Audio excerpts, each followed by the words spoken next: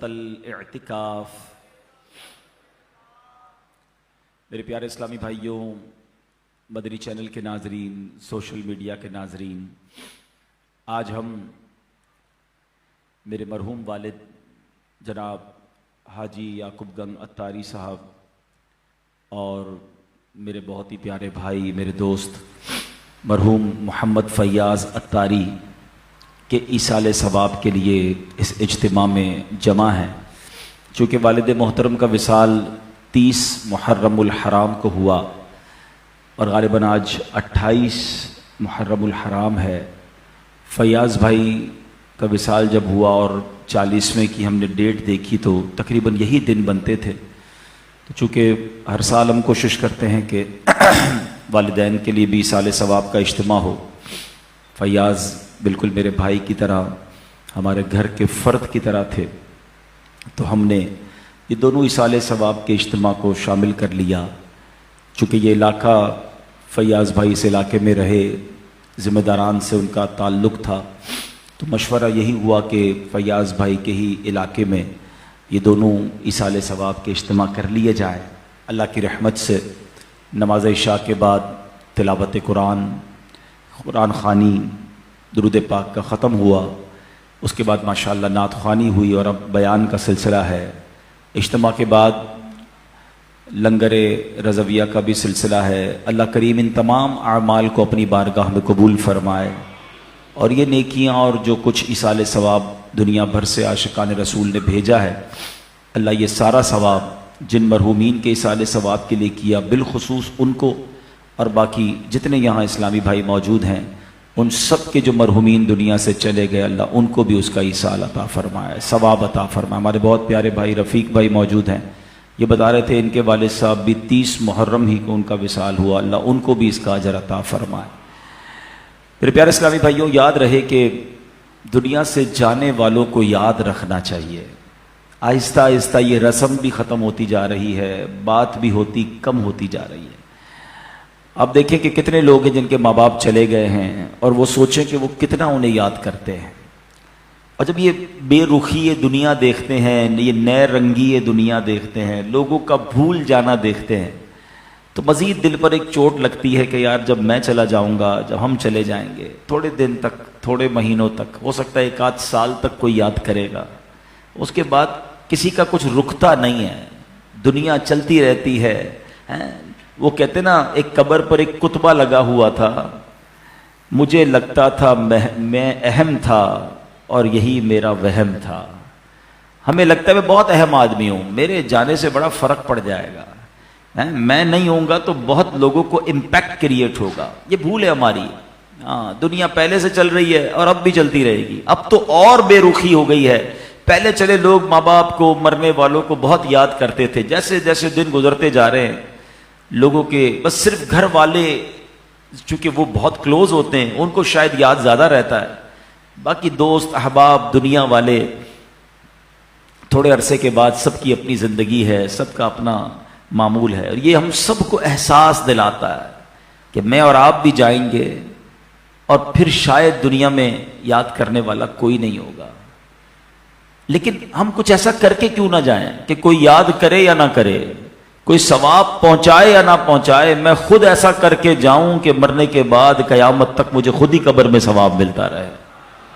اصل عقل مندی یہ ہے، جو دوسروں کے آسرے پہ جیتے ہیں نا کہ میرے مرنے کے بعد بچے ایصال ثواب کریں گے تو دوست کریں گے، بھائی میں خود اپنی فکر خود نہیں کر رہا تو میرے مرنے کے بعد کون میری فکر کرے گا؟ تو یہ ساری جو یہ اجتماعات آج دیکھیں نا، ایک چہلم ہے، ایک برسی ہے۔ یہ دونوں شخصیات ہمارے درمیان تھیں، آج ہمارے درمیان نہیں ہیں۔ کہاں ہیں؟ ایڈریس کیا ہے ان کا؟ وہ قبر میں ہیں۔ کتنے لوگ ساتھ ہیں ان کے؟ وہ اکیلے ہیں۔ کتنا مال ہے ان کے پاس؟ کچھ بھی نہیں ہے۔ کتنا سامان ہے ان کی قبر میں؟ کچھ بھی نہیں ہے۔ کیا ہے ان کے ساتھ؟ ان کا کفن تھا اور اب ان کے اعمال ہیں۔ یہ ہے حقیقت، جو کاش اس طرح کے اجتماعات میں ہم سمجھنے میں کامیاب ہو جائیں، کاش اس طرح کے اجتماعات میں ہم یہ سیکھنے میں کامیاب ہو جائیں۔ میرے والد صاحب تو چلیں، اللہ پاک ان کو غریق رحمت فرمائے، 70 سے پلس ان کی عمر تھی، لیکن فیاض تو میری ایج کا تھا، ہم ساتھ ایک طرح سے بڑے ہوئے اور آج وہ دنیا میں نہیں ہے. تو اگر میری عمر کا کوئی جی رہا ہے تو وہ سوچ لے کہ وہ بونس میں جی رہا ہے. اگر ہم جتنے یہاں بیٹھے نا اور جتنے مجھے سن رہے ہیں، ہم سب کی عمر سے چھوٹے لوگ دنیا سے جا چکے ہیں. کبھی قبرستان جا کر چیک کر لینا، آپ کو چھوٹی سی قبر بھی ملے گی. وہ چھوٹی قبر کیوں ہوتی ہے؟ وہ چھوٹا بچہ ہوتا ہے جو دنیا سے چلا گیا ہے. جوانوں کی قبر بھی ملے گی، بوڑھوں کی قبر بھی ملے گی. ہر ایج کا بندہ آپ کے جاننے والوں میں سے دنیا سے گیا ہوگا، مگر ہم ہیں کہ غفلت کا پردہ ہٹتا ہی نہیں ہے. خیال آتا ہی نہیں ہے کہ مجھے بھی مرنا ہے. شعر سارے بولتے ہیں کہ آگاہ اپنی موت سے کوئی بشر نہیں، سامان 100 برس کا ہے پل کی خبر نہیں. مگر ادراک نہیں ہے، زندگی کے معمولات میں فرق کوئی نہیں پڑتا. بندہ کہے نا یار کہ مجھے موت کی فکر ہو گئی ہے، اب میں تیاری کروں گا موت کی، مگر زبانی خرچ تو سارے ہی کرتے ہیں. کسی کی میت پہ جائیں تو ایسی بڑی بڑی باتیں لوگ کرتے ہیں، بھائی اللہ کی مرضی تھی، ہر کسی کو جانا ہے، اپنے کرنی کا پھل بھگتنا ہے. لیکن جو یہ کہہ رہا ہے، کیا وہ اپنے آپ سے بھی کہتا ہے کہ تجھے بھی جانا ہے؟ تو نے تیاری کر لی جانے کی؟ آج بھی تو جا سکتا ہے. اے میرے پیارے اسلامی بھائی، آج میں چاہوں گا، یہ موضوع بھی لوگوں کو پسند نہیں آتا، مجھے اندازہ ہے یار کوئی تھوڑی سی اچھی اچھی باتیں کرو، ہم نعرے لگائیں، ہم جھومیں. اس موضوع پر زیادہ بات کرنا بھی لوگوں کو پسند نہیں ہے. عجیب کہانی ہے، ایسی حقیقت ہے موت، ایسی ریئلٹی ہے موت کہ جس سے انکار صرف مسلمان نہیں. دیکھیں ہمارے بہت سارے مذاہب سے اختلاف ہے. کچھ مذاہب ہیں جو نبی پاک کا معاذ اللہ انکار کرتے ہیں، کچھ قرآن کو نہیں مانتے، کچھ ایسے لوگ ہیں جو اللہ کو ہی نہیں مانتے ہیں. کتنے اختلاف ہیں لوگوں میں، دنیا بھر میں الگ الگ قسم کے ریلیجن ہیں. دہریت والے لوگ ہیں، کمیونسٹ لوگ ہیں، عجیب عجیب لوگ ہیں جن کا آپس میں ہمارا بڑا اختلاف ہے. معاذ اللہ کچھ لوگ ہمارے نبی کو آخری نبی نہیں مانتے.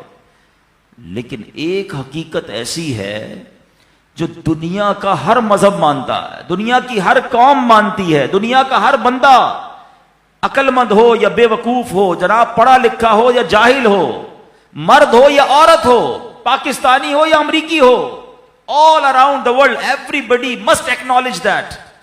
وہ کیا ہے؟ وہ سب مانتے ہیں کہ موت آ کر رہے گی. کسی کا اختلاف نہیں ہے. کوئی مذہب، کوئی آپ کو دنیا کی قوم ایسی نہیں ملے گی جو کہے نہیں جناب ہمارا ہم نہیں مانتے موت آئے گی. ایوریبڈی، ہر بندہ مانتا ہے. کتنی کمال کی ریئلٹی ہے. اچھا سارے لوگ یہ بھی مانتے کہ پتہ نہیں کب آئے گی. ایک تو ہونا کہ بھائی کچھ لوگ کہتے ہیں ہاں موت آئے گی مگر ہم کو پتہ ہے. Nobody knows. کسی کو بھی نہیں پتا کب آئے گی. یہ پتا ہے آئے گی اور بچ کوئی نہیں سکتا. یہ ایسی ریئلٹی ہے مگر پھر بھی اس پر بات کرنے کے لیے کوئی تیار نہیں ہے. ذرا 4 دوست مل کر موت پہ بات کرے کہ یار کوئی اور بات کرو یار. کمال ہے آپ نے اور میں نے 1 مہینے بعد لاہور جانا ہو، 2 مہینے بعد یورپ جانا ہو، کسی کو بھی جانا ہو، وہ ابھی سے باتیں شروع کر دیتے ہیں. یار کیسے جائیں گے، فلائٹ کیسی ہوگی، ٹرین کا ٹکٹ ملے گا کہ نہیں، وہاں جہاز، وہاں کرنسی کون سی چلے گی. اچھا صرف نیت کی ہے اور باتیں شروع، ڈسکشن شروع، مشورے شروع. جب تک جائیں گے نہیں روز باتیں کریں گے. ادھر جانا نہیں جانا پتہ نہیں ہے مگر تم روز بات کر رہے ہو. جدھر جانا کنفرم ہے اور کب جانا یہ بھی نہیں پتا. آج بھی جا سکتے ہو. اس کے لیے کوئی بات نہیں کرے گا، اس کے لیے کوئی ڈسکشن نہیں، اس کے لیے کوئی تیاری نہیں. سوچئے. چلے آپ کہتے ہیں یار یہ دعوت اسلامی والے موت پر بہت بات کرتے ہیں، آخرت پر بہت بات کرتے ہیں، بہت ڈراتے ہیں. چلو بھائی ہم اور آپ موت پر بات نہیں کرتے. ہم بات نہیں کریں گے تو کیا مرنے سے بچ جائیں گے؟ اس حقیقت سے نکل جائیں گے؟ آنکھیں بند کرنے سے مصیبت جاتی نہیں، فیس تو کرنا ہی پڑے گا. تو آج انشاءاللہ مختصر سے وقت میں ہم سب کی زندگی کی سب سے بڑی جو حقیقت ہے نا وہ ہے موت. آج اس پر کچھ بات کرتے ہیں. اللہ کرے کہ آج کا بیان ہم سب کے دلوں سے غفلت کا پردہ ہٹائے اور ہم اپنی موت کی تیاری کرنے کی کوشش میں لگ جائیں. امام محمد غزالی علیہ رحمۃ اللہ الوالی لکھتے ہیں کہ بنی اسرائیل کا ایک بڑا مغرور شخص تھا، بڑا ایروگنٹ تھا، بڑا اس کا کر و فر تھا. ایک بند کمرے میں بیٹھا تھا. اچانک ایک شخص کمرے میں داخل ہوا اور اس مغرور شخص کی طرف لپکا. تو وہ بڑا تکبر والا آدمی تھا. وہ بڑا غصے میں آ گیا اور کہتا کہ تم ہو کون؟ میرے کمرے میں آ کیسے گئے؟ تمہیں آنے کی اجازت کس نے دی؟ تم جانتے نہیں میں کون ہوں؟ تو جو اندر آنے والا شخص تھا وہ کہتا ہے مجھے اس گھر کے مالک نے اجازت دی ہے، اور میں وہ ہوں جسے کوئی دربان روک نہیں سکتا، میں وہ ہوں جس کو کسی سے اجازت لینے کی ضرورت پڑتی نہیں ہے، مجھے کسی کا دبدبا ڈرا نہیں سکتا، نہ ہی مجھ سے کوئی مغرور اور سرکش شخص بچ سکتا ہے۔ اب جیسے ہی یہ باتیں سنی نا تو مغرور شخص جو تھا وہ ڈرنے لگا، وہ کانپنے لگا، وہ گھبرا گیا۔ وہ کہتا ہے کہ آپ تو ملک الموت معلوم ہوتے ہیں، کیونکہ جس کو کوئی نہیں روک سکتا، جس کو کسی کی اجازت کی ضرورت نہیں ہے، جس کو کسی کا دبدبا کرو فر ریزسٹ نہیں کر سکتا، وہ ملک الموت کے سوا تو کوئی نہیں، لگتا ہے آپ ملک الموت ہیں؟ تو فرماتے ہاں میں ملک الموت ہوں۔ اب وہ شخص تو بڑا گناہگار تھا، وہ رونے لگا، چیخنے لگا کہ حضور تھوڑی سی مہلت دے دیں، کچھ نیکیاں کر لوں، توبہ کر لوں، اللہ کو راضی کر لوں، ابھی میری روح قبض نہ کریں۔ ہائے ہائے، ملک الموت فرماتے تمہاری سانسیں پوری ہو گئی ہیں، اب تمہیں کوئی ٹائم نہیں ملے گا۔ اگر تم نے، وہ پوچھتا ہے حضور مجھے کہاں لے جایا جائے گا مرنے کے بعد؟ فرمایا اس مقام پر جہاں تو نے اعمال بھیجے ہیں، اس گھر کی طرف جو تو نے تیار کیا ہے۔ وہ شخص کہے گا حضور میں نے تو کوئی گھر تیار نہیں کیا، کوئی نیکی آگے نہیں بھیجی۔ ملک الموت فرماتے ہیں پھر تمہیں بھڑکتی آگ کی طرف لے جایا جائے گا، جہاں تمہارے گوشت پوشت وہ آگ نوچ لے گی۔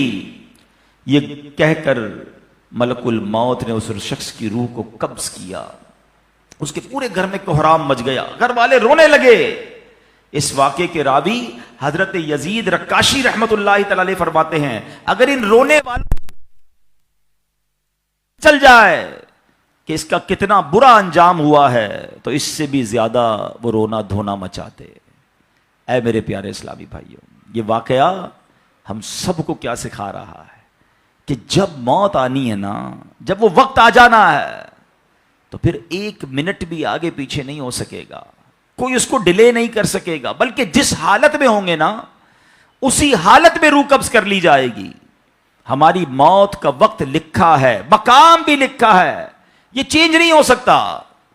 میرا خیال ہے کہ ان دنوں کے واقعات میں دو ایسے واقعات ہوئے ہیں جس کو اگر بندہ عبرت کی نگاہ سے دیکھے تو بات سمجھ آ جاتی ہے کہ اگر موت سمندر میں لکھی ہے تو $2.5 लाख دے کر بھی بندہ وہاں پہنچتا ہے جہاں موت لکھی ہے۔ اگر موت کشتی سے ڈوب کر ہونا لکھی ہے تو 22 لاکھ دے کر بھی سینکڑوں لوگ ہمارے وطن سے جاتے ہیں اور ان کی موت یورپ کے سمندر میں جا کر ہو جاتی ہے۔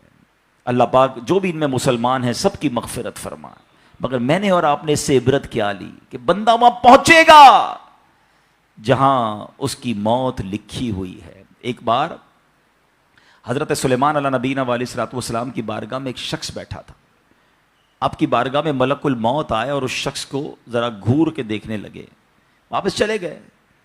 وہ شخص کہتا حضور یہ کون تھے جو آئے تھے اور مجھے گھور کے دیکھ رہے تھے؟ فرمایا یہ ملک الموت تھے۔ کہتا حضور لگتا ہے میری روح قبض کرنے والے ہیں، آپ مہربانی کریں، آپ کی تو ہوا پر حکومت ہے، آپ ہوا کو حکم دیں کہ ہوا مجھے اڑائے اور مجھے ہندوستان لے جائے۔ حضرت سلیمان بیت المقدس کے علاقے میں رہتے تھے نا، آپ نے دعا فرمائی، ہوا نے اس بندے کو اٹھایا اور ہندوستان پہنچا دیا۔ کچھ دنوں کے بعد پھر ملک الموت آیا حضرت سلیمان علیہ السلام کی بارگاہ میں۔ آپ نے فرمایا تم میرے ساتھی کو کیوں گھور رہے تھے جب آئے تھے؟ تو کہ میں حیران تھا کہ میرے پاس یہ لکھا ہوا تھا اللہ کی طرف سے کہ تھوڑی دیر بعد مجھے اس کی روح ہند میں قبض کرنی ہے، اور وہ آپ کے پاس بیٹھا ہوا تھا۔ اللہ اکبر۔ حضرت سلیمان نے کہا میں نے ہی دعا کی اس کے کہنے پر، اور ہوا نے اسے ہند پہنچایا، اور جب وہ ہند پہنچا تو پرٹیکولر ٹائم پر اسی مقام پر اس کی روح کو قبض کر لیا گیا۔ ہائے ہائے ہائے، یہ ہے میری اور آپ کی حقیقت۔ دوڑتے رہتے ہیں، بھاگتے رہتے ہیں، پلاننگ ہے کہ ختم نہیں ہو رہی، فکریں ہیں کہ ختم نہیں ہو رہی، ہر وقت بیٹھے ہیں اگلا پلان کیا ہے، 5 سال کا، 10 سال کا، ایک دکان ہے تو 2 دکانیں، ایک گھر ہے تو 2 گھر، بڑا گھر، ہوادار گھر ہے، نوکری ہے تو کاروبار کرنا ہے، ملک سے باہر جا کر جناب پیسے کمانے، یہی سوچ ہے بس۔ اس پورے شیڈول میں موت کہاں ہے؟ اس پوری تیاری میں موت کہاں ہے؟ ہیں ایک دن ہوگا کہ اچانک اچک لیے جائیں گے. سیٹھ جی کو فکر تھی ایک ایک کے 10 کیجئے, موت آ پہنچی کہ حضرت جان واپس کیجئے. اور آپ کو پتا ہے جس عالم میں اور آپ ہوں گے, بڑی میں اہم بات کرنے جا رہا ہوں. یہ آپ نے دیکھا نا کہ حضرت سلیمان نے دعا کی تو ہند پہنچا, کوئی کشتی میں تھا اس کی موت وہاں تھی, کوئی سمندر پانی کے اندر ہزاروں فیٹ نیچے جانا تو اس کی موت وہاں لکھی تھی. اس کا مطلب تو یہ ہوا کہ میں کہیں بھی کسی بھی مقام پر مر سکتا ہوں, میری موت پتہ نہیں کہاں لکھی ہے. اب ذرا غور کیجئے, ہم سب پتہ ہے کیا چاہتے ہیں کہ موت کے وقت ہم سجدے میں ہوں. چاہتے ہیں نا, اللہ کرے اللہ کے گھر میں موت آئے, کلمہ پاک پڑھتے ہوئے موت آئے, تلاوت قرآن کرتے ہوئے موت آئے, نبی پاک پر درود پڑھتے ہوئے موت آئے. اللہ ایسا کرم کر دے کہ مدینہ منورہ میں موت آئے, گنبد خضرا کے سامنے موت آئے. یہی تصورات ہے نا, ایک مسلمان چاہتا یہی ہے کہ یار موت آئے تو کسی اچھے عالم میں ہو, کسی بڑی خوبصورت باوضو نیکی کرتے کرتے دنیا سے جاؤں. تمنا تو سب کی یہ ہے. اچھا مجھے ایک بات کا جواب دیں, یہ کیسے ممکن ہے کہ کوئی بندہ صبح سے شام تک نماز نہ پڑھے اور کہے موت سجدے میں آئے, صبح سے شام تک مسجد میں نہ آئے اور تمنا یہ کر رہا ہے کہ مسجد میں موت آئے, باوضو رہتا ہی نہیں ہے تو کیسے امید رکھ رہا ہے کہ باوضو موت آئے, قرآن کھول کر پڑھتا ہی نہیں ہے تو کیسے امید کر رہا ہے کہ تلاوت کرتے کرتے موت آئے. جو صبح و شام گالیاں دیکھتا ہے کیا اس کو ڈر نہیں لگتا کہ گالی دیتے دیتے موت آ سکتی ہے؟ جو شراب پیتا ہے اس کو ڈر نہیں لگتا کہ شراب کے نشے میں موت آ سکتی ہے؟ جو بدکاری کرتا ہے اس کو ڈر نہیں لگتا کہ بے حیائی اور بدکاری کرتے ہوئے موت آ سکتی ہے؟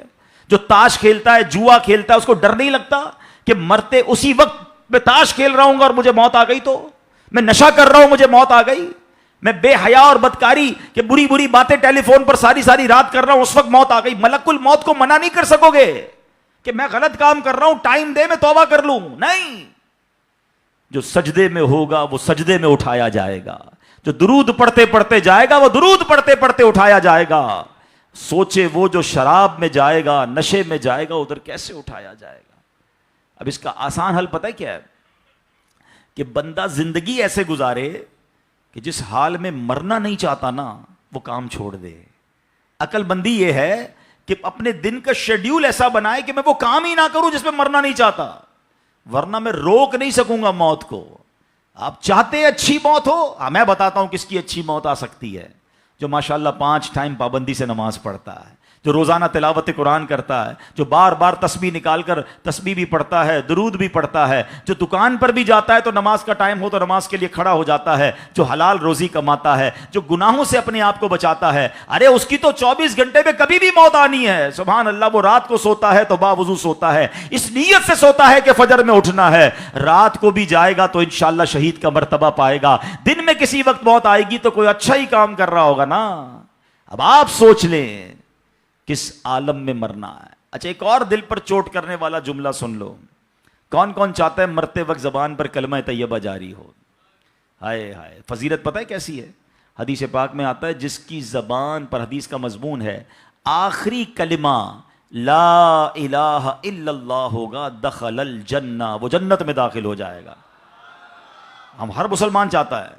ٹھیک ہے, آپ سب نے ہاتھ اٹھایا کہ آپ سب چاہتے ہیں مرتے وقت کلمہ پاک زبان پر ہو. اب ہاتھ نہیں اٹھانا, آپ سے پوچھ رہا ہوں, اپنے آپ سے ہی پوچھ رہا ہوں, آج پورے دن میں کتنی بار کلمہ پڑھا ہے؟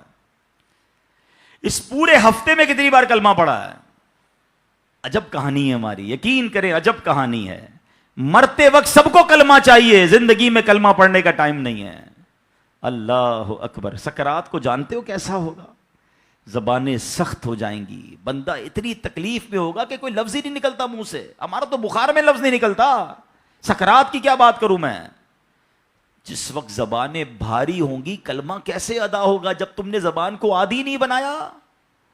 ہاں, ایک بزرگ کا بڑا پیارا کال میں نے سنا تھا, وہ فرماتے ہیں اپنی زبان کو کلمے کا عادی بناؤ, جس وقت سکرات کا عالم ہوگا زبان بھاری ہوگی اس وقت بھی کلمہ جاری ہو جائے گا. مبارک ہونے جو روز کلمہ پاک کم از کم ایک تسبیح تو پڑھ لیا کرے یار. 100 بار کلمہ پڑھنے میں دیری کتنی لگتی ہے. ایک اور فضیلت سن لو آج, اللہ مجھے بھی عمل کی توفیق دے الحمدللہ. چلے تحدیث نعمت کے لیے اس لیے بتا رہا ہوں کہ شاید آپ بھی میرے ساتھ شروع کر دیں اس کام کو, اللہ مجھ سے کروا بھی لے. حدیث پاک میں آتا ہے جس کا مضمون ہے کہ جو 70,000 بار کلمہ پاک پڑھ لے اس پر جنت واجب ہو جاتی ہے. آپ یقین کریں اگر اس کو ٹارگٹ پہ لے لینا کہ یار بس اب ایک مہینہ, سبحان اللہ, اب تو ویسے ہی اعلیٰ حضرت کا مہینہ آنے والا ہے, اس کے بعد ربیع الاول کا مہینہ آنے والا ہے, 2 ٹارگٹ لے لو چلو آج, ہاں, کہ 70,000 بار کلمہ پاک ہم سفر میں پڑھ لیں اور انشاءاللہ 70,000 بار درود پاک ہم ربیع الاول میں پڑھیں گے انشاءاللہ. ہاں, اور اچھا یہ جو فضیلت ہے نا 70,000 بار والی, اس میں لا الہ الا اللہ, حدیث میں الفاظ اتنے ہی ہیں, ٹھیک ہے, لیکن ہر 100 بعد 50 بار پڑھنے کے بعد محمد الرسول اللہ صلی اللہ تعالی علیہ وسلم بھی پڑھ لیں, ٹھیک ہے نا, تو آپ بہت اسپیڈ میں پڑھ لیں گے. آپ میرے یقین کریں آدھے گھنٹے کے اندر 1000 بار کلمہ پاک ہو جاتا ہے. تو آپ روزانہ 5000 بار بھی پڑھ لیں تو یہ 10 12 15 دن میں ہو جائے گا. اب اگر یہ پتا ہو کہ جنت واجب ہونے کا نبی پاک نے وعدہ کیا ہے, اور آپ یقین کریں اتنے واقعات ہیں بزرگان دین کے کہ جن کو کسی نے آ کر بتایا کہ میرا جو ہے وہ خاندان کا کوئی فرد ہے جس کو عذاب ہو رہا ہے, خواب میں دیکھا, آپ نے 70,000 بار کلمہ پڑھا ہوا تھا, آپ نے اس مردے کو اسال کیا, اگلے دن وہ آ کر بتاتا ہے کہ میں نے اس کو جنت کے باغات میں دیکھا ہے, اس سے عذاب اٹھا لیا گیا. تو یہ کمال کا وظیفہ ہے کلمہ پاک. اچھا, افضل الذکر حدیث پاک میں کہا گیا سب سے بہترین ذکر جو ہے وہ لا الہ الا اللہ ہے. کتنا کرتے ہیں ہم, سوچے نا, ہم اب اپنے آپ کو کتنا دور رکھے ہوئے ہیں اپنی موت کی تیاری سے, اپنی آخرت کی تیاری سے, اپنی قبر کو روشن کرنے کی تیاری سے. نہ کریں میرے پیارے اسلامی بھائیوں ایسا. صرف دنیا نہیں ہے, ہم اس دنیا میں آئے ہیں نا, قرآن کہتا ہے, سورہ ملک پڑھتے رہتے ہو نا, قرآن میں رب کیا فرماتا ہے, الذی خلق الموت والحیات لیبلوکم ایکم احسن عملا. اللہ اکبر. اس میں کیا فرمایا رب نے, جس نے موت اور زندگی پیدا کی کہ تمہاری جانچ ہو کہ تم میں کس کا کام زیادہ اچھا ہے. میں اور آپ جو آئے نا دنیا میں, واٹ از دا ریزن, موت اور زندگی کو پیدا کرنے کا مقصد یہ ہے کہ چیک کیا جائے کون اچھے کام کر کے آتا ہے. یعنی آسان لفظوں میں ہم سب کو امتحان کے لیے بھیجا گیا ہے. ہم اس دنیا میں آئے ہیں, ہمارا ٹیسٹ ہو رہا ہے. آپ کہیں یار اتنا بڑا ٹیسٹ, ہاں یہ 50 60 70 سال کا ٹیسٹ ہے, اور اس کے بعد جو اچھے اعمال لے کر جائے گا, 3-4 گھنٹے کے امتحان کے بعد ایک کلاس آگے بڑھتے ہو نا, ایک آپ کا درجہ آگے بڑھتا ہے. تھوڑا ٹیسٹ بڑا ہے مگر انعام ایسا ہے کہ جنت میں داخل ہو گئے تو پھر کبھی نکالے نہیں جائیں گے. ہاں, قرآن کہتا ہے ہم فیہا خالدون, ہمیشہ ہمیشہ جنت میں رہیں گے. اگر جنت میں جانا ہے تو یہ ٹیسٹ پاس کرنا ہے. یاد رکھیے صحابی رسول حضرت طارق محاربی رضی اللہ تعالیٰ فرماتے ہیں, اللہ پاک کے آخری نبی صلی اللہ تعالی وسلم نے مجھے نصیحت کرتے ہوئے فرمایا, یا طارق استعد للموت قبل الموت, اے طارق مرنے سے پہلے موت کی تیاری کر لو. ہاں, یہ نبی پاک نے فرمایا. اچھا, میں ایک سوال کرنا چاہتا ہوں. اگر میں آج آپ سے ایک سوال کروں کہ ہم میں سے کسی کو پتہ چل جائے کہ کل کا دن ہے, کل غالباً 17 تاریخ ہے, 16 تاریخ ہے, 16 اگست آپ کی زندگی کا آخری دن ہے, اور کل رات آپ دنیا سے چلے جائیں گے, ایک دن ہے آپ کے پاس. ایک مسلمان اس ایک دن کو کیسے گزارے گا؟ سچ بتائیے. کیا وہ کل دکان پہ جا کے کاروبار کرے گا؟ کیا وہ کل جا کے پیسے ڈبل کرنے کی کوشش کرے گا؟ کیا وہ کل جا کے فرنیچر مارکیٹ میں فرنیچر بنوائے گا؟ یا کل جا کے معاذ اللہ دوستوں کے ساتھ فلم دیکھنے گیا چاہے گا, چلو یار آخری دن ہے ذرا موج مزے کر لوں؟ یہ کیا کرے گا؟ اگر عقل مند مسلمان ہوا تو ایک دن ہے تو مسجد میں گزارے گا, تلاوت میں گزارے گا, توبہ میں گزارے گا, ذکر و اذکار میں گزارے گا, ہیں اللہ پاک سے معافی میں گزارے گا, کیونکہ آخری دن ہے. یہی کرو گے نا اگر پتہ چل جائے. مجھے بتاؤ کہ ہمیں پتہ ہے ہمارا آخری دن ہے کہ نہیں ہے؟ ہمیں تو کل کی بات چھوڑے آج رات کا نہیں پتہ ہے, تو پھر کیوں تیاری نہیں کر رہے؟ پتہ چل جائے تو تیاری کریں گے. میں تو پہلے ہی بتا رہا ہوں آپ کو. آپ میں سے کتنے لوگ بیٹھے جن کو پتہ ہے کل صبح تک زندہ رہیں گے؟ مجھے بھی نہیں پتا, آپ کو بھی نہیں پتا. جب پتہ ہی نہیں ہے تو پھر کیوں تیاری نہیں کر رہے, پھر کیوں توبہ نہیں کر رہے, پھر کیوں حرام کی طرف ہم جاتے ہیں؟ خدا را یاد رکھیے میرے پیارے اسلامی بھائیوں, قبر میں جا کر اتنا پچھتاوا ہوگا گناہگار کو. بلکہ روایتوں میں آتا ہے, پیارے آقا علیہ الصلوۃ والسلام نے فرمایا جس کا مضمون ہے مرنے کے بعد نیک بھی پچھتائے گا, گناہگار بھی پچھتائے گا. عرض کی حضور گناہگار پچھتائے گا, یہ تو سمجھ آتا ہے, نیک کیوں پچھتائے گا؟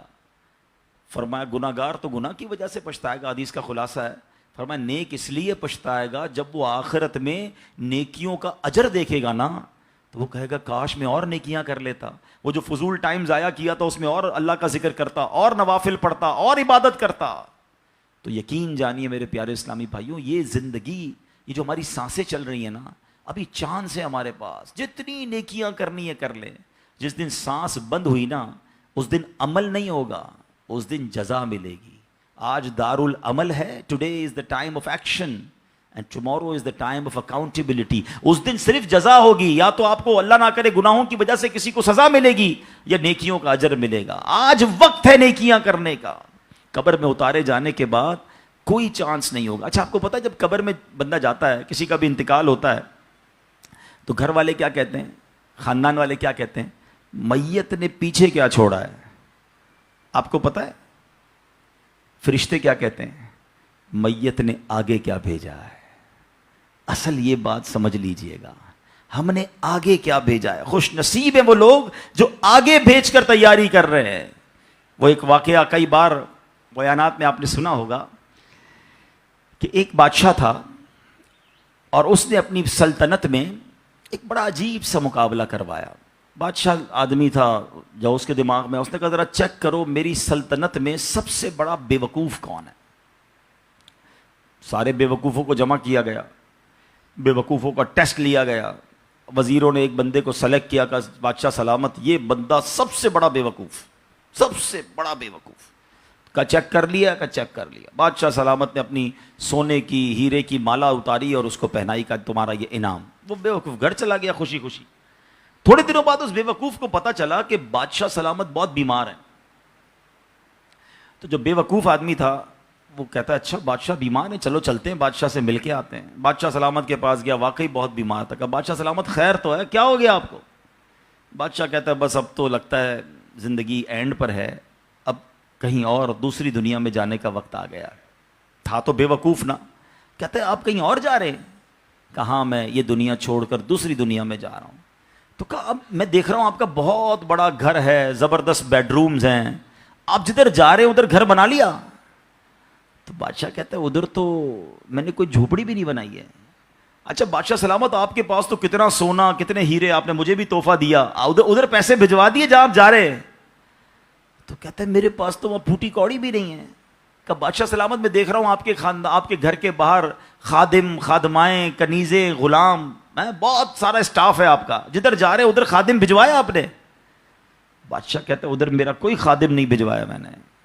وہ بیوقوف پتہ کیا کرتا ہے؟ اپنی مالا اتارتا ہے اور بادشاہ کے گلے میں ڈالتا ہے. کہتا ہے بادشاہ سلامت پھر مجھ سے بڑے بے وقوف تو آپ ہوئے نا. آپ کو پتا ہے کہ آپ کے کہیں اور جا رہے ہیں، نہ گھر بنایا، نہ پیسے بھجوائے، نہ خادم بھجوائے، تو مجھ سے بڑے بے وقوف تو آپ ہوئے نا. یہ ہے تو بظاہر واقعہ، مگر یہ ہم سب کے لیے لیسن نہیں ہے. آپ سے اور مجھ سے کوئی پوچھتا ہے گھر کہاں ہے، کوئی کہتا ہے رنچوڑ لائن میں، کوئی کہتا ہے گارڈن میں، کوئی کہتا ہے کلفٹن میں. جنت میں گھر ہے کہ نہیں؟ ادھر گھر بنایا کہ نہیں بنایا؟ ادھر کدھر رہو گے؟ ادھر نرم بستر کے بغیر جس کو نیند نہیں آتی، رات کو پنکھا نہ چلے تو بے چین ہو جائے، یو پی ایس لگائے، جنریٹر لگائے، تھوڑے پیسے آئے تو اے سی لگایا. قبر میں اگر آگ بھڑک رہی ہے تو پھر کیا کیا ہے ہم نے؟ ادھر کتنا سوئیں گے اور ادھر کتنا سونا ہے پتہ ہے آپ کو؟ حضرت آدم علیہ السلام سے لے کر آج تک لوگ قبر میں جا رہے ہیں، ہم قبر میں اتار رہے ہیں لوگوں کو. کوئی آیا باہر واپس آیا؟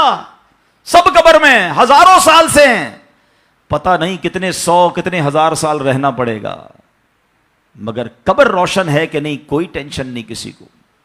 جس کا یہاں نرم بستر ہے نا، جس کو نرم تکیے کے بغیر نیند نہیں آتی، وہ سوچے میں سانپ اور بچھوؤں کے ساتھ کیسے سوؤں گا. قبر نے اگر دبا دیا اور پسلیاں توڑ دی تو میرا بنے گا کیا؟ اگر قبر میں آگ بھڑکا دی گئی تو میں کدھر جاؤں گا، کس کو پکاروں گا؟ واللہ قبر کی تیاری کرنی ہے. خدا کی قسم مارے جائیں گے اگر اللہ ناراض ہوا. فکر کرنی دنیا میں ہے، ایکسٹرا ٹائم نہیں ملے گا. آج کل موبائل کمپنیاں میسج کرتی ہیں جناب آپ کا 70% ڈیٹا یوز ہو گیا ہے، ٹاپ اپ کروا لیں، پیسے ڈلوا لیں، 80% ختم ہو گیا. آج کل آخری دن ہے آپ کے موبائل کے پیکج کا. ہم پیسے پکڑ کے ڈلواتے ہیں یار موبائل بند ہو جائے گا، لیکن ہماری زندگی کا کوئی میسج نہیں آئے گا کہ ایک دن رہ گیا ہے، 70% گزر گئی، 80 گزر گئی، اب 3 دن رہ گئے، توبہ کر لو. نہیں، پتہ نہیں ہوتا. بندہ صبح گھر سے نکلتا ہے اور شام جنازہ آتا ہے. ایسا نہیں ہوتا؟ خدا را آج کے اس اجتماع کو غنیمت جانیے، غفلت سے باہر آئیے، اپنی بری عادتوں سے ہم توبہ کریں. آپ کو پتہ ہے یہ ہمارے پاس قاصد بھیجے جاتے ہیں, موت کے بھی قاصد ہوتے ہیں. ایک بزرگ کے بارے میں آتا ہے کہ انہوں نے اپنے گھر میں قبر کھدوائی ہوئی تھی. اللہ والے دیکھو کیسے یاد کرتے تھے موت کو, روز قبر کو دیکھتے تھے, قبر میں جا کے لیٹتے تھے. تو ایک وقت آیا اور انہوں نے کہا ٹھیک ہے اب قبر کو بند کر دو, مجھے ضرورت نہیں ہے. تو لوگوں نے کہا کیوں کہہ رہے ہیں ایسا؟ تو انہوں نے فرمایا کہ میں قبر کا یہ تابوت اس لیے رکھا ہوا تھا کہ میں دیکھتا تھا تو مجھے آخرت یاد آتی تھی. اب میری داڑھی میں سفید بال آ گیا ہے, اب یہ سفید بال مجھے موت کی یاد دلاتا رہے گا. آپ کو پتہ ہے اس بالوں کو سفید ہو جانا, آنکھوں کا کمزور ہو جانا, صحت کا ڈھل جانا, کمر کا جھک جانا, اعضاء میں کمزوری آ جانا, یہ سارے موت کے قاصد ہیں. یہ موت آنے سے پہلے پیغام آ رہا ہے تمہارے پاس کہ ڈھل رہے ہو, تیاری کر لو, اب تو تیاری کر لو. مگر ہم ہیں کہ سمجھنے کے لیے تیار نہیں. ابھی تو میں بڑا جوان ہوں, میں تو بالکل فٹ ہوں, ابھی تو بڑی لائف پڑی ہے یار, ابھی تو انجوائے کرنا ہے, ابھی تو بنانا ہے, ابھی تو بزنس کھڑا کرنا ہے. میں نہیں, کون کہتا ہے بزنس کھڑا نہ کرو بھائی, مگر اس تمام شیڈول میں موت کو بھی تو لے کر آؤ نا, کہ چلا گیا تو ادھر کیا ہوگا, ادھر میرا کیا بنے گا. ایک حدیث پاک ہے, حدیث پاک کا مضمون ہے کہ مرنے کے بعد بک آف ڈیڈ, اعمال نامہ کلوز ہو جائے گا, ٹھیک ہے, سوائے 3 چیزوں کے. اب آج یہ پلان کرنا ہے, آج اگر بیٹھے ہو نا تو کوئی پلاننگ لے کے جاؤ. آقا فرماتے مرنے کے بعد اعمال نامہ بند سوائے 3 چیزوں کے. فرمایا نمبر 1, انسان کوئی ایسا علم چھوڑ کر جائے کہ اس کے بعد اس علم سے فائدہ اٹھایا جائے. سبحان اللہ.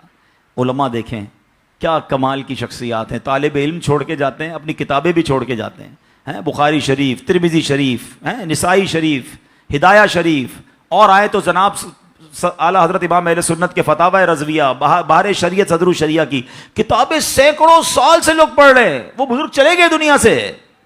سبحان اللہ, ہر کتاب چھپ رہی ہے, تفسیر چھپ رہی ہے, حدیثوں کی کتابیں چھپ رہی ہیں, اور علماء کو ثواب مل رہا ہے. یہ پہلا آپشن تھا. غور سے میری بات سنیے گا, شاید جتنے یہاں بیٹھے نا ہم اس پہلے آپشن میں ہمارا حصہ نہ ہونے کے برابر ہے. 3 میں سے 1 تو چلا گیا ہمارے ہاتھ سے. میں اس کا حل بتاتا ہوں کہ ہم پہلے آپشن میں کیا کر سکتے ہیں, وہ بعد میں بتاتا ہوں. اب آ جائیں دوسرا آپشن, مرنے کے بعد مجھے ثواب کنٹینیو کیسے مل سکتا ہے. آقا علیہ الصلوۃ والسلام نے فرمایا نیک اولاد جو کہ مرنے کے بعد اپنے والدین کے لیے مغفرت کی دعا کرے, ان کے لیے نیکی پہنچانے کا اگر وہ انتظام کرنے والی ہے تو فرمایا یہ اولاد کی وجہ سے اسے قبر میں ثواب ملتا رہے گا. اور تیسرا آپشن میرے آقا نے فرمایا صدقہ جاریہ, کہ بندہ اپنے ہاتھوں سے کوئی ایسا کام کر جائے کہ قیامت تک جو ہے اس صدقے کی وجہ سے اسے نیکیاں ملتی رہیں. اب ان تینوں آپشن میں ہم کیا کر رہے ہیں, اب یہ سوچنا ہے. میں آپ کو مشورہ دیتا ہوں. پہلا آپشن کیا ہے, علم دین. ہم میں سے بہت سارے علماء بن نہیں سکے, مگر اپنے گھر میں ایک عالم تو بنا سکتے ہیں نا.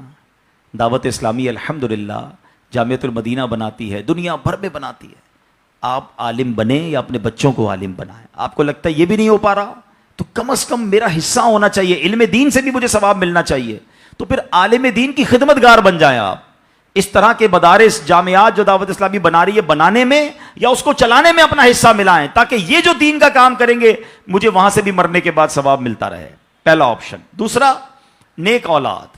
یہ آج کے دور میں ہے بڑا مشکل, لیکن اپنی اولاد کو ہمیں نیک بنانا ہے, کیونکہ یہ مرنے کے بعد میرے لیے یہی انشاءاللہ دعاؤں کا ذریعہ بنے گی, صدقہ جاریہ کا باعث بنے گی. تو دعوت اسلامی کے مدارس المدینہ ہیں, جامعۃ المدینہ ہیں, اس میں اپنے بچوں کو داخل کروائیں کہ بچہ حافظ بن گیا, عالم بن گیا, تو انشاءاللہ مرنے بچیاں اپنے گھر کی اسلامی بہنوں کو عالمہ بنائیں, تو انشاءاللہ یہ ہمارے لیے صدقہ جاریہ کا باعث بن جائے گا. اور تیسرا میں سمجھتا ہوں سب سے زیادہ آسان ہے کہ وہ میں اپنے ہاتھ سے ہی کر سکتا ہوں, اپنے ہی مال سے کر سکتا ہوں نا, اور وہ ہے صدقہ جاریہ. مشورہ دیتا ہوں, اللہ نے نوازا ہے نا, تو کم از کم ایک مسجد زندگی میں بنا لیں. میرے نبی علیہ الصلوۃ والسلام کے سچے وعدے ہیں, جو اللہ کے لیے مسجد بناتا ہے اللہ اس کے لیے جنت میں گھر بناتا ہے. ہاں, یہ آپ کے لیے صدقہ جاریہ. آپ رہیں گے نہ رہیں گے. ابھی دیکھیں اس مسجد میں بہت عرصے سے اس مسجد کو دیکھ رہا ہوں, اور پتہ نہیں کتنی پرانی, اب تو نئی تعمیرات ہوئی ہیں. جو بنانے والے نا ہو سکتا ہے ساری دنیا سے چلے گئے ہوں گے, مگر آج یہ ایصال ثواب کا جو اجتماع ہو رہا ہے نا, اس کا ثواب بھی ان کو قبر میں مل رہا ہوگا. عشاء کی اذان ہوئی ان کو ثواب ملا ہوگا, نماز ہوئی ان کو ثواب ملا. یہ وہ صدقہ جاریہ ہے, بندہ چلا جائے دنیا سے ثواب ملتا رہے گا. اچھا, اگر پوری مسجد نہیں بنا سکتے, مسجد میں حصہ ملا دیں. دعوت اسلامی تو پوری دنیا میں بنا رہی ہے نا, تو تو یہ تینوں آپشن جو مرنے کے بعد کام آنے والے ہیں. اچھا صرف مسجد نہیں, یتیم خانہ دعوت اسلامی بنا رہی ہے, شجر کاری پورے پاکستان میں کر رہے ہیں, کتنے نیکی کے کام دعوت اسلامی کر رہی ہے, صدقہ جاریہ, وہ کر جائیں تو انشاءاللہ مرنے کے بعد وہ ہمیں قبر میں ملتا رہے گا. تو بہرحال اللہ کرے کہ آج کے اس اجتماع میں اور آپ یہ سوچنے میں کامیاب ہو جائیں کہ مجھے مرنا ہے اور مرنے کے بعد مجھے قبر میں پھنسنا نہیں ہے, میں کچھ ایسا کر کے جاؤں کہ قبر میں بھی خوشحال رہوں, ادھر بھی نبی پاک کے جلوے ہوں, ادھر بھی میری قبر جنت کا باغ بن جائے. اب ان دونوں مرحومین نے ایک اور بڑا کمال کا کام کیا, چلے وہ بھی میں آپ کو بتا دیتا ہوں. میرے والد محترم نے بھی اور الحمدللہ محمد فیاض اتاری نے بھی, ان دونوں نے کیا کمال کیا کہ انہوں نے ماشاءاللہ مبلغین دعوت اسلامی سے یا امیر اہل سنت کے ذریعے یہ سنا تھا, شرعی ایک ہمارے پاس آپشن ہے کہ ہم مرنے کے بعد اپنی ایک وصیت کر سکتے ہیں اپنی زندگی میں کہ میرے مرنے کے بعد 1/3 مال, یعنی 1/3 ہمارے جو مال کا ہے اس کے لیے بندہ وصیت کر سکتا ہے. تو ان دونوں نے یہ وصیت کر دی کہ مرنے کے بعد کم و بیش 1/3 مال جو ہے وہ دعوت اسلامی کو دیا جائے اور دعوت اسلامی اس مال سے میرے لیے صدقہ جاریہ والے کام کر دے. اب ان دونوں شخصیات کا جب دنیا سے جانا ہوا تو ماشاءاللہ ان کے ورثاء نے ان کے جو بھی مال چھوڑ کر گئے اس کا حساب لگایا, اور جو بھی اس کا حساب بنتا تھا الحمدللہ وہ پیسے انہی کے ایصال ثواب کے لیے صدقہ جاریہ والے کاموں میں لگا دیے. اب اس کو میں آسان لفظوں میں اگر کہوں کہ ساری زندگی میں پیسے کماؤں اور چھوڑ کے جاؤں, پتہ نہیں بچے مجھ پر خرچ کریں یا نہ کریں, تو بھئی 30% پیسے اپنے ساتھ جنت میں نہ لے جاؤں, میں وصیت کر کے جاؤں کہ میرے مرنے کے بعد میرے مال کا کم و بیش 30% اگر آپ یہ وصیت کر دیتے ہیں تو بھئی انشاءاللہ آپ کے ورثاء آپ کے اس مال سے 30% آپ ہی کے لیے ایصال ثواب پہ خرچ کریں گے, اور سبحان اللہ اگر دعوت اسلامی والوں کے ساتھ کریں گے تو ملٹیپلائی ہونا شروع ہو جائے گا. تو یہ سوچ تھی ان کی کہ میں مرنے کے بعد بھی خالی ہاتھ نہ رہ جاؤں. تو اللہ کرے کہ ہم سب اس سوچ کے حامل بن جائیں کہ مجھے مرنا ہے اور پتہ نہیں کب مرنا ہے, تو جب بھی مرنا ہے انشاءاللہ کلمے کے ساتھ مرنا ہے, انشاءاللہ نیک اعمال کرتے کرتے مرنا ہے, اور انشاءاللہ ایمان سلامت لے کر جانا ہے. تو اس کے لیے زندگی اچھی گزارنی ہوگی. اگر میرا کوئی بھائی بے نمازی یہاں بیٹھا ہے, اگر میرا بھائی کوئی بری عادتوں میں گرفتار بیٹھا ہے, تو میری گزارش ہے کہ آج پکی سچی نیت کر لیں. دیکھیں یہ دنیا کے معاملات تو چلتے ہی رہیں گے, نماز قضا نہیں ہونی چاہیے. پکی سچی نیت کریں کہ آج کے بعد ہماری کوئی نماز قضا نہیں ہوگی. جس کا پکا ارادہ ہے زوردار نیت لگائیں کہ آج کے بعد ہماری کوئی نماز قضا نہیں ہوگی, آج کے بعد حرام روزی کے قریب بھی نہیں جائیں گے, شراب اور نشے سے ہمیشہ دور رہیں گے, اور اپنی موت کی تیاری کرنے کی کوشش کریں گے. ہاں, دعوت اسلامی والوں سے وابستہ رہیے. الحمدللہ کمال کا ماحول ہے, بار بار آخرت یاد دلاتا ہے, بار بار موت یاد دلاتا ہے, تاکہ ہمیں یاد رہے, ہم بھول نہ جائیں اور اس کی تیاری میں مصروف رہیں. اللہ پاک ہمیں عمل کرنے کی توفیق عطا فرمائے. ماشاءاللہ جیسے کہ میں نے کہا کہ دعوت اسلامی والے مساجد بناتے رہتے ہیں اور پورے پاکستان میں دنیا کے کونے کونے میں بناتے رہتے ہیں. تو آپ کے علاقے میں ماشاءاللہ رنچوڑ لائن بس اسٹاپ پر ایک جگہ لی گئی ہے, 2 کروڑ کی پیمنٹ کرنی ہے, 4.25 کروڑ روپے کی یہ جگہ ہے ماشاءاللہ. اور آپ سمجھ سکتے ہیں کہ اسٹاپ پر تو ویسی بڑی آبادی ہے, یہ جو ایسی مسجد ہوگی کہ ہر وقت انشاءاللہ آبادی رہے گی, تو پیسے زیادہ باقی ہیں, مگر یہاں بہت سارے لوگ ہیں, سبھی اپنے والدین کے ایصال ثواب کے لیے, سبھی اپنے مرحومین کے لیے, سب اپنے لیے. ابھی تو سنا ہے کہ ایسی انویسٹمنٹ کر جاؤ کہ ہم چلے جائیں گے بس اسٹاپ والی مسجد میں سجدے ہوتے رہیں گے, ہم کو قبر میں ثواب ملتا رہے گا. تو یہ بیسٹ پلاننگ ہوتی ہے کہ اپنے مال سے اپنی آخرت کے لیے بندہ خرچ کرے. تو باہر ذمہ داران موجود ہوں گے, جاتے جاتے آپ نے انشاءاللہ ان کے ساتھ یہ تعاون کرنا ہے. اللہ پاک ہم سب کو اپنی آخرت کی فکر کرنے اور صدقہ جاریہ والے کام کرنے کی توفیق عطا فرمائے. آمین بجاہ النبی الامین صلی اللہ تعالی علیہ وسلم.